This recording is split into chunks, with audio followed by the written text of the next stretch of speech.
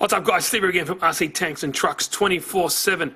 Super quick video, quick update on the TOYAN engine L400. Now as you can see, I'm nearly putting the head on the block, but just wanted to show you the beautiful engineering and the precision of this kit. Now obviously it's a 4-cylinder, 4-stroke, runs on nitro, but it just looks amazing. Like I said before, the quality is superb.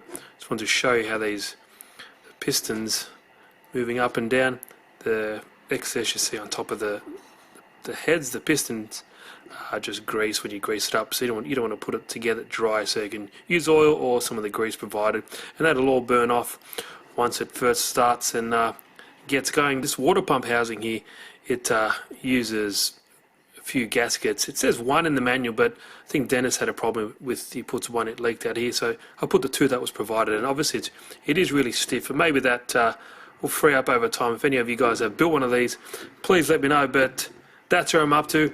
The head will go on soon.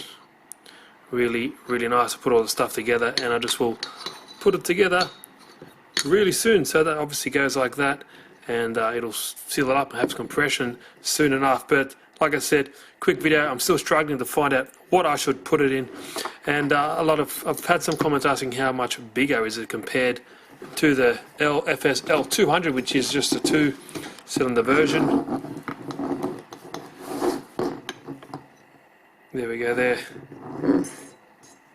This one is slightly, just 2 times longer than this block here, but really nice setup, really nice designs. I do like them. Now won't be too much longer till I'm finished. Can't wait to get it all together and started, but still struggling to find out what I should put it in. A lot of suggestions, which are very nice. It cannot, definitely not fit in the Sen. It's far too big, so it can't fit into that. It definitely can fit into the Defender, but I'm just not too sure. I think a custom chassis is the way, or maybe kind of utilize it in here. Not too sure. But keep your suggestions flowing, guys. And if you guys ever built this, did you use the 2 gaskets provided? Because in the manual, well, it comes with 2, but it just has a picture of 1 in the manual. But if you just do 1, it might be too loose.